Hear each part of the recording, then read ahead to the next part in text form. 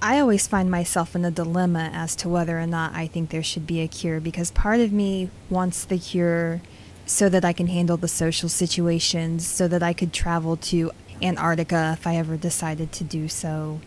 But on the other hand, I feel like this is the way God made me. I'm not unhealthy, so, why am I trying so hard to fit in and be normal when there's nothing really wrong with me to begin with? It's everyone else's attitude that makes it hard to live with being a picky eater. I just don't understand, if I were to change and wave the magic wand and be normal, I think I would be doing it for the wrong reasons. It's almost like you have this feeling like if I were to get rid of my picky eating, it's almost like a part of me would die. Yeah, It's, I it's don't part. know any different. This is the way I am, and I'm not unhappy. I'm unhappy when other people try to tell me what to do. Oh yeah, people say, "Well, you're missing out on so much." Do you feel like you're missing out on anything? I don't. I don't. I mean, the foods that I do eat, I can get just as much enjoyment out of that as somebody might get out of a $100 dinner at some swank restaurant. Like I said, give me some really good Italian bread, and I'm happy. And ice cream. Yeah, love ice cream. Me too. The colder the ice cream is, the better I like it. Do you like a lot of topping and mixtures put in, or do you like it plain? Pretty much plain, although I have had times when I liked maybe a hot fudge sundae or something. That would only be with hot fudge on it and vanilla ice cream. But throwing nuts on it and all the different things, it kind of gets my mouth all confused. I agree. I've never had a sundae. I think the most mixture I've ever gotten is an M&M McFlurry at McDonald's. I like Right. M&Ms in there. That's pretty good, but that's about as crazy as I get with the ice cream. If you ever get a hot fudge sundae, that's vanilla ice cream with hot fudge on it. That's pretty tolerable. Really, the hot fudge and the cold ice cream doesn't Yeah, there's something about conflict there? if you eat it while the fudge is still hot, it's a really nice contrast, and you can enjoy both tastes. But I haven't had one of those in a long time. Have you always been honest with your healthcare provider when you talk about your picky eating, or have you tried to hide it? The doctor that I have right now is the only one I've ever discussed it with. Probably 12 years ago, I mentioned to him that I might have some swallowing disorder, and he sent me off where I had to drink this chalk while they x-rayed my throat. Well, that passed, and I kind of let that pass and said, okay, I guess I'm all right. But here within the last year, I sat down and discussed with him about the test that he had sent me to, and I gave him a pretty good rundown on what I'd been up to for the last 8 years as far as the picky eating website, the things that have been inspired from it, including the Duke University Pittsburgh Medical Center survey that they had, and also the report that they just came out with. I don't think it really got him. I don't think he really grasped what I was trying to tell him. But I did acknowledge to him, and I expected him to go, "Oh wow," and he didn't. I think he's too busy.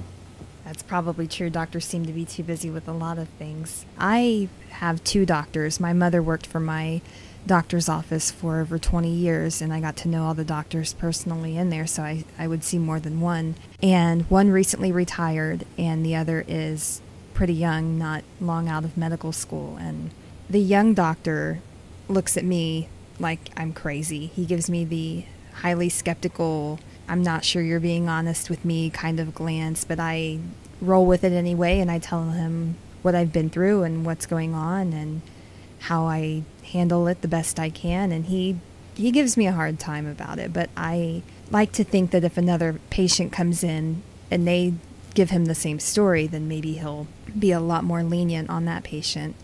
The older doctor is extremely cool with it.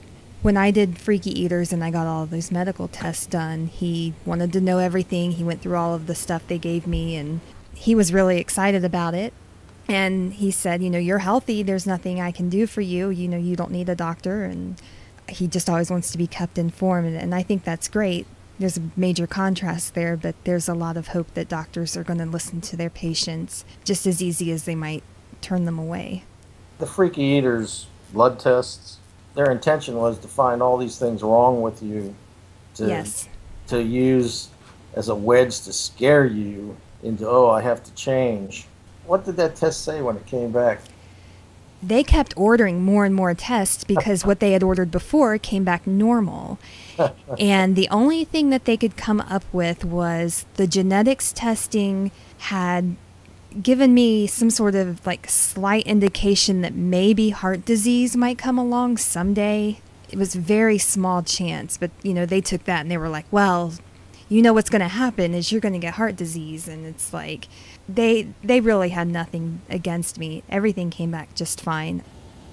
Well, keeping up with the healthcare provider approach and talking with your doctor, I think that one of the things that a female picky eater may be concerned with is pregnancy, especially the picky eaters who haven't experienced pregnancy yet but are hoping to start a family.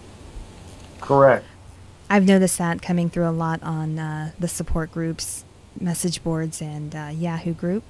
So I wanted to talk a little bit about that and my experience. Now, I do want to say that I am not a doctor. Bob is not a doctor. So if you're listening, you need to really be upfront with your obstetrician about your eating habits because they know what to look for. They know your health history the best, and you definitely want to be honest with your doctor. When I had my daughter, she's 9 now, so this was a while ago, I was very honest at my very first appointment with my obstetrician, and he was amazing. He didn't give me a hard time whatsoever. He just told me to eat anything I could and to take my vitamins, and I had a very smooth and wonderful pregnancy. And I think, Bob, for as long as you've been running the message boards and the website, you haven't heard of any woman having pregnancy issues that were directly a result of her diet, correct? I haven't heard anything like that. And in fact, I can't think of any posting that we ever had where somebody could attribute a problem delivery or a problem pregnancy caused by their picky eating. In most cases, they have normal births that run full term, and in a lot of the cases, the offspring don't even pick up on the picky eating. And one thing that I've always fascinated with was we'll have somebody who's just found out they're pregnant, and they'll come to the website and they'll post something about now all their relatives or husband, mother are saying, now you're really going to have to learn to eat because you're eating for 2 people. And it's like they feel like they've been turned loose, that they can finally get this picky eater to open their mouth and eat the foods that they just know that they're going to love if they just eat them. And I've seen that a number of times. And they'll come to the website and they'll get the word that you're probably going to be all right. But again, do what your doctor tells you, and you'll probably be all right. I mean, there's people, normal eaters, that will get to a point where they can only eat 1 or 2 things during a pregnancy, and those things may be worse than some of the things that we eat, and they still have a normal delivery. The baby's going to get what they want. Now, they may sap your body down a little bit, but the baby's going to get what it needs, as far as I know. And like you said, we're not medical professional. I think that's what the prenatal vitamins are for, to make sure that, baby does get what it needs. So that's definitely, and I think that, if you're a woman who has a problem with swallowing the big prenatal vitamins, definitely address that with your doctor as well, because I think there are other options they can give you for making sure you get the supplement without having to swallow the big pill. Yeah, pills can be a problem for us. Do you have a problem with swallowing pills? I never have. I didn't even think about it until I joined the group and saw other people had an issue. I thought that was interesting. I think up until the point I was maybe 15, 16 years old, I'd literally have to chew the pills no matter what they were. And you can just imagine how bitter and bad some of those could be. And I finally got to the point where I had a headache and I was bound and determined to take some aspirin. And I can remember throwing the aspirin back in my mouth and just gulping huge amounts of water, trying to drown it down my throat. And over time, I was able to start getting the pills down, and I haven't had any problem with it since. Did you read the Uncle Oscar postings from Joyce Deere? Yes, I did. Oh, that's frightening. That actually put a tear in my eye when I read that. Just imagining if he was like one of us, what horror being during the Depression. Although I guess living on biscuits might not have and things like that might not have been so bad then, because people didn't really have a whole lot of choices in their diet anyways. To Yes. sit there and starve to death when people are trying to feed him stuff that he can't eat and he dies, just Yes, for our listeners, we have a support group member named Joyce who posted a story about her Uncle Oscar back in the Depression. He was 19 years old and a picky eater. He would primarily live on biscuits and would take his biscuits and eat them on his own away from the dinner table. And when they fell on hard times during the Depression, they could not afford flour and instead grew their food out of the garden, which meant that Oscar wasn't getting his biscuits and he couldn't eat what he was accustomed to and what he could eat. And eventually he became ill. I think they all became ill just as a manner of the times, but Oscar was never able to recover because he was not able to eat the foods that were grown in the gardens, and he passed away at a young age. 19. 19. Yeah. We get a lot of grief from normal eaters who say that if we lived in third world countries that we wouldn't have this issue.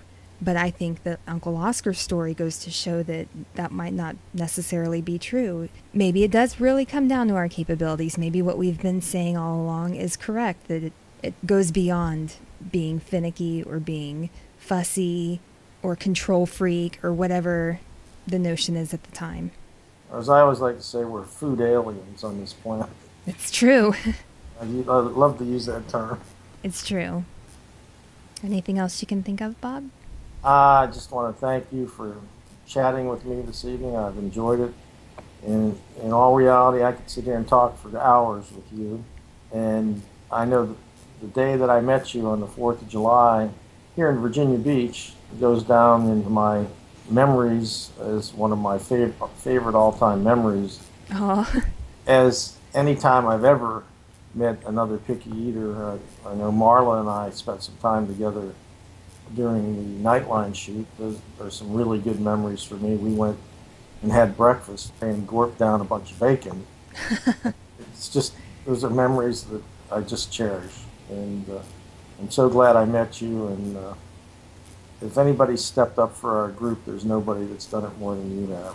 You have certainly done your share.